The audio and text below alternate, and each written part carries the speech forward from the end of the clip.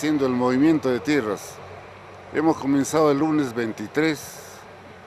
Hoy día tenemos una semana de trabajo y estamos en un avance más o menos del 60% del total del movimiento de tierras. La primera etapa es pues, del movimiento de tierras.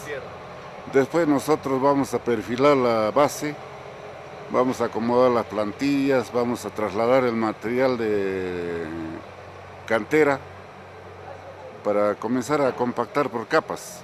Bueno, los vecinos muy contentos, colaboradores, tenemos algunos problemitas, por ejemplo, casas, si usted se fija, hay dos casas acá que están un poco salientes, que están fuera del alineamiento, están ocupando las veredas, casas antiguas.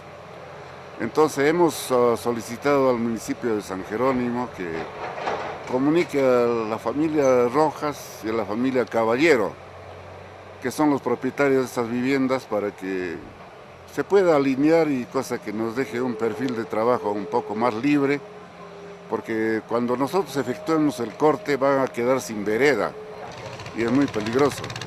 Bueno, de todas maneras contentos de ejecutar esta labor con la Municipalidad de Andahuaylas, ya que el alcalde Rojas acaba de venir, ha estado de visita en esta obra, él constantemente está preocupado, le hemos manifestado las necesidades de la obra y hemos hecho los requerimientos.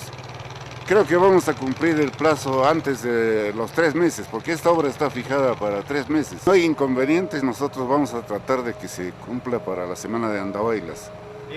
Y un saludo especial a todos los trabajadores de Andahuaylas, a todos nuestros compañeros de la Municipalidad de Andahuaylas, a todos los sectores en este día especial del 1 de mayo.